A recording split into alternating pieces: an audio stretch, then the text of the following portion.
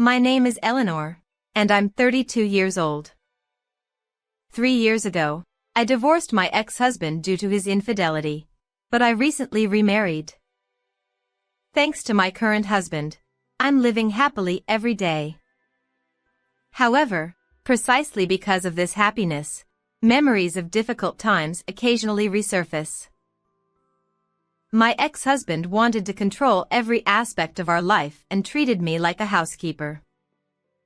Despite working and feeling tired, I was responsible for all the household chores. If even a single piece of trash fell on the floor, he would yell at me. He wouldn't accept a meal unless it included at least 5 different dishes, and if I cut corners, he'd leave the food untouched. I'll never forget the time he scolded me for taking shortcuts with meal prep.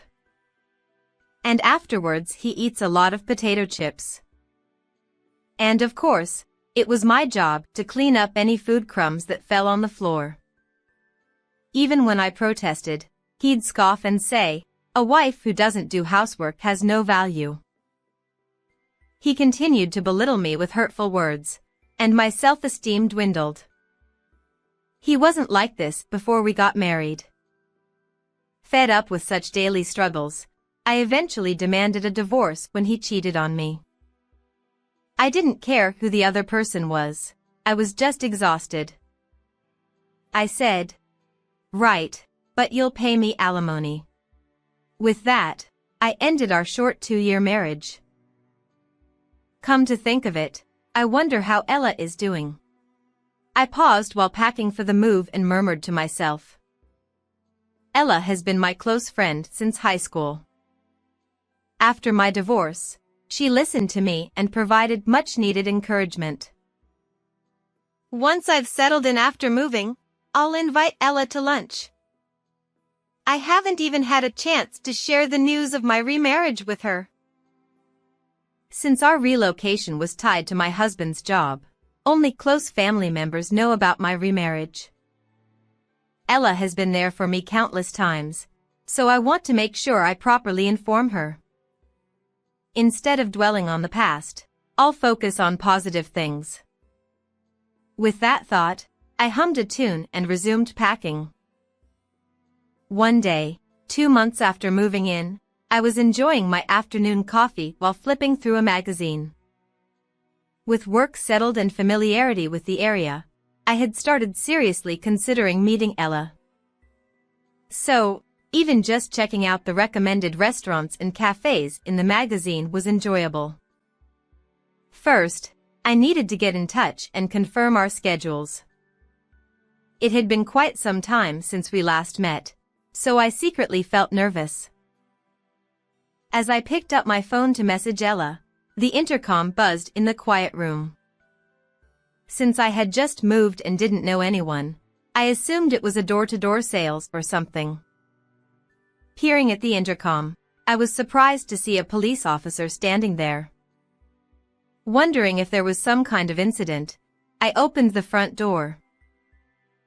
The police officer said, "We've received several reports about stalking behavior directed at a certain man, and it seems to be connected to you. Do you have any idea about this?"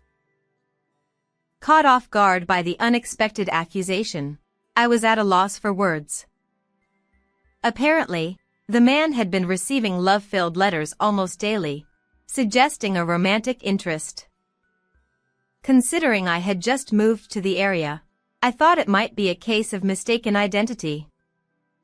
However, the person seeking help specifically named me as the perpetrator, so they needed to verify the situation. I asked about the identity of the person who filed the complaints, but the police officer only apologized. "I'm sorry.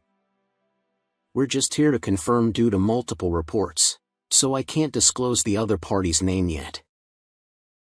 Confused, I accepted the situation. After all, I had no recollection of any such incidents, so I decided to remain composed. In the end, the police officer seemed satisfied with my explanation of being a recent mover, and they said, "If you find out anything, please report it to us." With those words, the officer left. Afterward, I flung myself onto the bed in my bedroom. I kicked my legs restlessly and buried my face in the pillow, groaning. The fact that someone had specifically named me set shivers down my spine, and an indescribable discomfort enveloped my entire body. Why? How? It's terrifying. Lost in my thoughts, I suddenly realized it was already evening. I had intended to contact Ella, but my mood had shifted. I let out a heavy sigh and forced my heavy body to get up and bring in the laundry. After the police left, I consulted my husband when he returned home. He reassured me that it was likely a misunderstanding. The next day, I pondered over yesterday's events. Although my husband's encouragement had lifted my spirits somewhat, I still felt melancholic when alone. Just then, my phone rang, an unrecognized number displayed on the screen. I hesitated but answered, and a familiar voice greeted me. Hello, Eleanor. It's been a while. The voice said. It was my ex-husband, Dylan. He chuckled at my stunned silence. You still haven't admitted to stalking me. Dylan continued. The police are fed up. I explicitly told them it was you. In that moment, I realized yesterday's incident was Dylan's doing. I confronted him, asking if he had reported the strange incidents to the police. He confirmed it, adding that he believed I still had feelings for him, which was why I moved near his house. Apparently, people around him were surprised by the situation. Is your ex-wife really stalking you? He claimed. Dylan's unwarranted confidence infuriated me. Moreover, he seemed to be spreading rumors about me being a stalker. But this was no joke. Memories of our difficult past flooded back, and I maintained a calm facade while my anger simmered. After 3 years of divorce, what are you even saying? I retorted. Besides, I've already remarried. My forceful words fell on deaf ears as Dylan merely laughed. He suggested we resolve this directly. We agreed to meet at a restaurant. Looking back, I realize I acted impulsively. When I arrived at the restaurant, Dylan was waiting at the entrance. Unlike before, he was wearing a sharp suit that even I could appreciate. Eleanor, have you become more beautiful? He said, scrutinizing me. The scent of his cologne wafted from his body and tickled my nose. Enough of that, I replied, furrowing my brows. Dylan shrugged. Is your personality still as unappealing as ever? I wanted to tell him to mind his own business, but I followed him anyway. We headed to a pre-reserved table, and to my surprise, someone unexpected was sitting there. Ella, why are you here? Yes, it was my close friend Ella. Seeing me, Dylan and Ella exchanged knowing glances and smirked. I remarried Ella, Dylan said, putting his arm around her. His wrist bore an incongruously luxurious watch. Oh, this? I'm the CEO of a company now, thanks to Ella. After my divorce, Ella and I got engaged, and with her parents' support, Dylan established his own company. Apparently, it was thriving, but honestly, I didn't care. The word remarriage echoed in my ears. Ella, who knew what I had been through, married this man? I was bewildered. Ella had comforted me after my divorce, listening silently to my grievances. But deep down, she must have been reveling in my misery. She spoke with a triumphant expression. She recounted how she fell for Dylan at our wedding, secretly exchanged contact information that same day, and how Dylan quickly became enamored with her. Worst of all, Ella had instigated Dylan to emotionally abuse me. No wonder his personality changed abruptly after our marriage. They had both enjoyed my suffering, and I hadn't realized it. Eleanor never gave up, so eventually, I made Dylan wait for alimony and forced him into divorce. Ella said, sipping orange juice through a straw as if she were tired of talking. It was then that I learned Ella had financially supported the alimony Dylan paid me. Now, to the point. Ella continued. Can you stop stalking Dylan? I was surprised when I saw you recently, but I never expected you to move here just to stalk him. It's disgusting, considering it's been 3 years since our divorce. Unlike you, we're happily married and in love, so give up already. Ella's tone indicated she had figured out my move to this area after spotting me. Moreover, she believed I had moved here to stalk Dylan. I didn't care if she believed me or not. My mind was elsewhere. Fueled by anger, I stood up, determined not to slap the man and woman before me. I'm not a stalker, and I have no interest in a man like him, I declared, leaving the table. I heard Ella's laughter from behind, but I didn't look back. Then, after nearly 2 more months had passed, I received a call from Dylan. Anticipating it, I answered.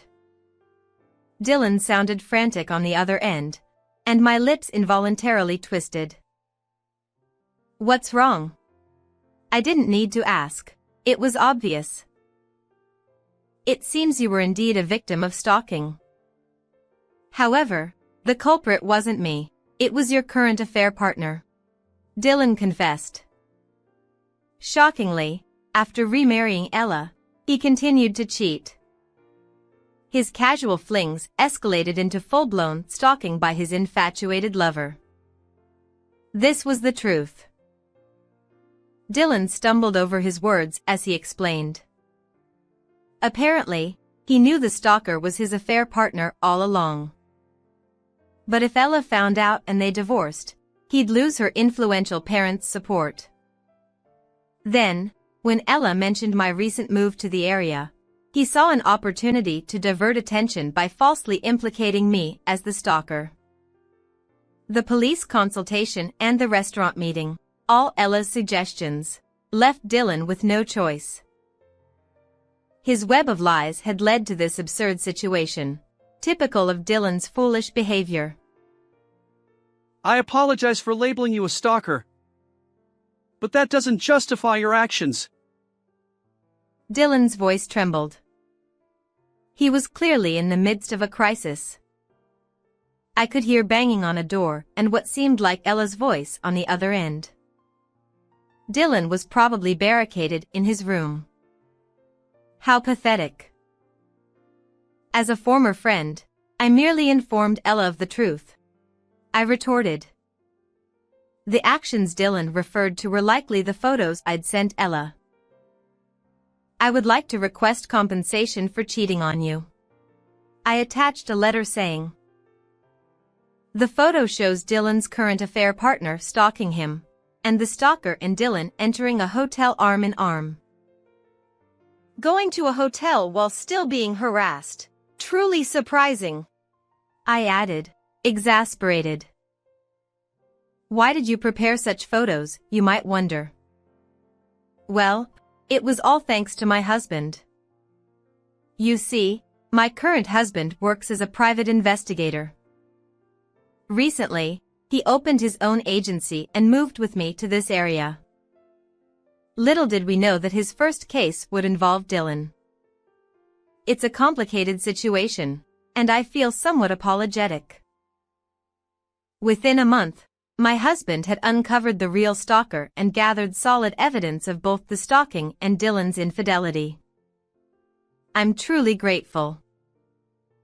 Oh, by the way, I'll be seeking alimony from both you and Ella, I informed Dylan. Ha! Dylan's voice cracked. You knew who the real culprit was, yet you specifically named me in the police report as the stalker. And then you spread that information around. Quite malicious. I continued. But... Dylan stammered. I pressed on. Just when I was finally starting to forget about our marriage, you had to reopen old wounds. You'll pay the price for this emotional torment. As Dylan whimpered, a cacophony erupted on the other end. It seemed Ella had broken down his door and entered his room. From a distance, I heard her furious voice. Who were you whispering to? Then, the call switched to Ella's voice. Who are you? The stalker woman? No, it's Eleanor, I replied. Ella remained emotional, despite realizing she was speaking to me. She was still upset about the alimony claim. Don't play games. Why should I pay alimony now? She snapped. I calmly explained what I'd learned from a lawyer my husband had recommended. If infidelity led to divorce and the affair partner's identity remained unknown, alimony claims were valid for up to 3 years from the moment the partner was identified. Just now, I informed your husband about the defamation claim for alimony, I added. Ella's voice trembled. You money grubber. Don't ruin my happiness. Isn't this just karma for your actions? I retorted. She targeted Dylan simply because she didn't like me, and she orchestrated his mistreatment of me. After our divorce, she pretended to be a good friend while secretly mocking me. I can never forgive her. I won't pay any alimony. When I was summoned to the restaurant, I had a voice recorder in my bag. As a precaution, I had turned it on for self-defense. Unexpectedly, I discovered that Ella was Dylan's affair partner from 3 years ago. I had recorded this conversation, and even now, this call is being recorded. That's right. Regardless of what you say, you both will face the consequences of your actions. If necessary, I intend to use this recording as evidence to hold Ella and Dylan accountable. Remember the business card I included in the photos I sent you? From now on, communicate through that lawyer. Without waiting for Ella's response, I hung up. The sound of the call ending felt like a final break from our divorce 3 years ago. Thanks to the lawyer my husband introduced me to, I managed to secure almost the alimony I wanted from both Dylan and Ella. Ella was disowned by her family after they learned about the alimony claim, and Dylan's company faced a scandal when the affair and stalking were exposed. Dylan lost social credibility and the support of Ella's influential parents. Even now, Dylan and Ella are dealing with the fallout from their affair partner's stalking behavior. Moving here was quite an ordeal. My husband consoles me. I want to cherish this person who smiles kindly at me despite the inconvenience I caused him. Finally, we can enjoy some peaceful moments together. How did you like this story? Don't forget to subscribe to the channel. Until next time.